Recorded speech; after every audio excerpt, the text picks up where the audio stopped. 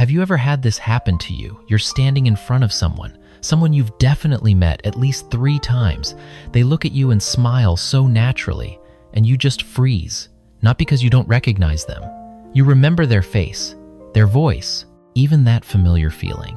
But their name is completely gone. Not the kind of, it's on the tip of my tongue, just total blankness. And then the next 10 seconds begin. You have to perform. Try to sound natural. Try to buy time. Try to hope someone nearby says their name for you. It's one of the most awkward moments in social interaction. And if this happens to you often, maybe you've quietly wondered, am I just too careless? Am I bad at communication? Or is there something wrong with my memory?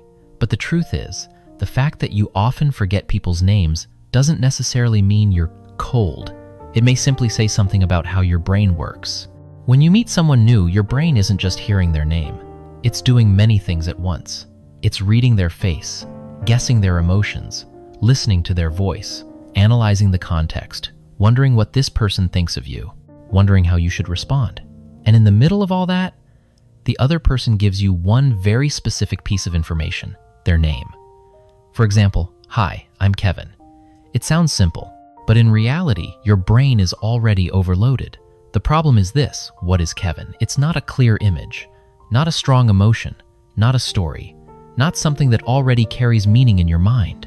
It's just a sound that arrives right when your brain is busy holding up a dozen other things. And when the brain has to choose what to keep and what to let go, it will often let go of the name first. There's a very specific reason for this. The human brain does not remember everything equally. It prioritizes what has meaning. If a word brings up an image, a memory, a profession, an emotion, the brain keeps it more easily. But if that word is just a label, it slips away very easily. There's a famous study about this. Take the same word, baker. If you're told someone is a baker, you'll remember it more easily, because baker brings up flour ovens, bread, warm smells, early mornings. But if baker is just a person's last name, you're much more likely to forget it, the exact same word. But one side has meaning, the other does not. And that's exactly the problem with names. A lot of names are not connected to anything in your mind. They have nothing to cling to, no hook, so they fall out of memory very quickly. Think of a time when you attended an important event, a wedding, a goodbye gathering, a moment that moved you deeply. What you usually remember is not the administrative detail. You remember the look in someone's eyes. You remember a sentence that made your heart sink. You remember the atmosphere in the room. You remember how you felt inside at that moment. Your brain does not prioritize dry information. It prioritizes experience. And it's the same with people. Many people who often forget names remember other things with incredible clarity. They remember the way someone laughed. They remember how that person talked about their family. They remember the energy that person carried. They remember how that conversation made them feel. They don't forget the person. They only forget the label attached to the person. If you've been like that too, comment 8. Now here comes the slightly more uncomfortable part.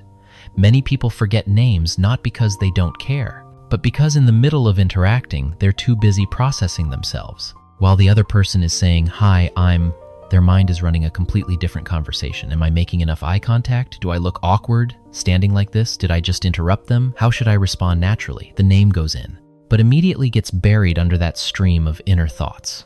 In other words, you do not lack memory. You lack attentional space at that exact moment. And this happens very often in people who overthink, are overly self-conscious, or feel slightly anxious in social situations. They are not fully settled in the present moment. They are always leaning half a step toward what is about to happen next. So when the name appears, their brain almost has nowhere to put it. This is the most important point in this video. Maybe all this time you've been blaming the wrong cause. You thought my memory is bad, but maybe not. The truth may simply be, your attention is being occupied too heavily. You're worried about whether you're making a good impression. You're editing your own words in your head. You're checking your own facial expressions. You're busy trying to make the interaction go smoothly. And in the middle of all that, the name becomes the first casualty. Once you understand this, the shame starts to fade, because you realize this is not evidence that you are careless. It is evidence that your brain is prioritizing something else. Even so, we should be fair about one thing. Being forgotten by name does hurt. it sends a very small signal, but a very sharp one. Something like, "I guess I wasn't important enough to remember." That feeling is real, and we should not pretend it doesn't exist. But what matters is this: that feeling does not always reflect the truth. A person may forget your name and still remember you very clearly. They may remember the story you told about your mother. Remember that your smile was gentle. Remember a sentence you said that made them think the whole evening. Remember that you were the person who made that conversation feel easy. They forgot your name, but they did not forget you. Those are two different things. There is a certain type of person who falls into this very easily. They are people with context-based memory. They remember through feeling, through images, through stories, through associations. They may remember 3 years ago at a party what color someone was wearing, where they were standing, what they were talking about, and what the atmosphere felt like. But ask them what the name of the person standing right there was, and they have no idea. It sounds irrational, but it is actually very logical, because their brain is storing the experience, not a list of labels. This is not necessarily a flaw. It is a kind of structure. And that kind of structure often comes with storytelling ability, emotional sensitivity, subtle listening, and the ability to sense the essence of a person. They may not be quick at remembering names, but they often remember deeper things. A lot of people blame themselves for forgetting names, but they don't realize what they call a weakness often comes with a different gift. You may not be strong at keeping dry, short, disconnected information, but you may be strong at holding on to feelings, nuance, and connection. You remember what hurts other people. You remember what makes them happy. You remember which conversations were real. You remember who is trying to stay strong even though they are exhausted inside. That too is a form of memory. And sometimes that is the kind of memory that makes people feel understood. So don't rush to conclude that you are careless just because you forgot a name. Maybe your brain is simply choosing to store something else. Of course, understanding yourself does not mean giving up on improving. You can still practice. You do not need to force yourself into becoming a perfect person. You just need to build a few extra bridges for the brain. Here's a very simple example. When you first hear someone's name, repeat it right away. "Oh, Kevin, right, nice to meet you, Kevin." Repeating it gives the name one more round of existence in your mind. Second, attach that name to an image or someone familiar. Kevin with curly hair. Kevin in marketing. Kevin who reminds you of an old friend. Kevin in the blue shirt.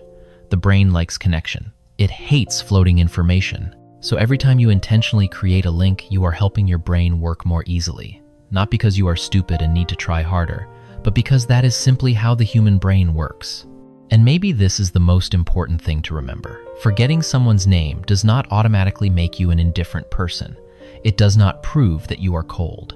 It does not prove that you look down on others. And it definitely does not prove that you are unintelligent.